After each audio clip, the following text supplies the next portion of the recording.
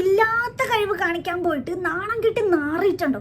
ഞാൻ നാറിയിട്ടുണ്ട്. ഒരു 2013-14 time. Normally ഈ ഗേൾസ് സ്കൂളിൽ എന്ന് പറയുമ്പോഴത്തേക്ക് എന്ത് പ്രോഗ്രാം വന്നാലും മെയിൽ ക്യാരക്ടേഴ്സ് ചെയ്യുന്നത് ഈ ഗേൾസ് തന്നെ ആയിരിക്കുമല്ലോ. 6th തൊട്ട് 10th വരെ എല്ലാ ക്രിസ്മസ് സെലിബ്രേഷനും തുടർച്ചയായിട്ട് ഞാൻ തന്നെയായിരുന്നു ഔസേപിതാവ്, അതായത് ഉണ്ണിയേശുവിന്റെ അപ്പൻ. അങ്ങനെ 9th ഞങ്ങൾക്കൊരു മാത്സ് ടീച്ചർ ഉണ്ടായിരുന്നു. ഞാൻ പുള്ളിക്കാരുടെ പേരൊന്നും പറയുന്നില്ല, ബട്ട് എനിക്ക് ഭയങ്കര ഇഷ്ടമാണ് ഇപ്പോൾ. പക്ഷെ അന്ന് എനിക്ക് കണ്ണിന് നേരെ കണ്ടുകൂടാ. സോ പുള്ളിക്കാരി പറഞ്ഞു, ഈ കൊച്ച് ഓൾറെഡി 6th 7th 8th ഈ 3 വർഷം അടുപ്പിച്ച് ഒരേ ക്യാരക്ടർ ചെയ്തുകൊണ്ടിരിക്കല്ലേ.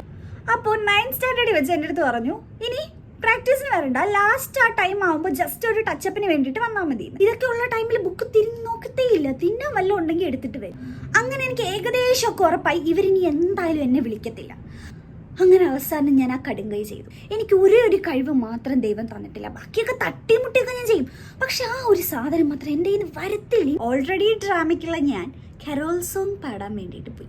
സീനിയേഴ്സാണ് നമ്മൾ ട്രെയിൻ ചെയ്യുന്നത്. സോ അവർ വന്ന് നിന്നിട്ട് ജസ്റ്റ് നമ്മളെ പാടിപ്പിക്കുകയാണ്. അങ്ങനെ ഒരു സീനിയർ അവിടെ നിന്നിട്ട് പറഞ്ഞു, വെയിറ്റ് എവിടെയൊന്നും ഒരു വൃത്തികെട്ട ശബ്ദം കേൾക്കുന്നു. ഗൈസ്, ആക്ച്വലി എനിക്കത് അറിയാം, അതെൻ്റെ തന്നെയാണെന്ന് എനിക്ക് നല്ല വൃത്തിക്കറിയാം. വിജിലി പാടിച്ച് നോക്കാം എവിടെ നിന്നാണ് ആ വൃത്തികെട്ട ശബ്ദം വരുന്നതെന്ന് നോക്കാമെന്ന് പറഞ്ഞു. ഞാൻ ലാസ്റ്റ് റോയിൽ സെക്കൻഡ് വൺ ആയിരുന്നു. ഈ കുട്ടി പാടി, നെക്സ്റ്റ് ഞാൻ. നിങ്ങളൊന്ന് ആലോചിച്ച് നോക്കണം, എൻ്റെ ഈ പറപറാന്നുള്ള സൗണ്ട് വെച്ചിട്ട് യഹൂദിയായിലെ അവസാനം ഞാൻ പാടി 2 സെക്കൻഡ് പോലും തികഞ്ഞില്ല.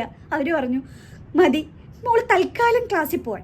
എൻ്റെ ക്ലാസ്സിലുള്ളവരും അക്കൂട്ടത്തിലുണ്ടായിരുന്നു, വേറെ ഗ്രൂപ്പുകാരും അപ്പുറത്ത് നിൽപ്പുണ്ടായിരുന്നു, കുറെ പിള്ളേർ വേറെ എന്തോ പ്രാക്ടീസ് ചെയ്യാൻ. എനിക്ക് ഇല്ലാത്ത കഴിവാണ്, എന്നാലും നമ്മളവിടുന്ന് പറഞ്ഞു വിടുമ്പോൾ ഞാനങ്ങ് ചമ്മി നാറിയൊരു വൃത്തികെട്ട അവസ്ഥയിലെ.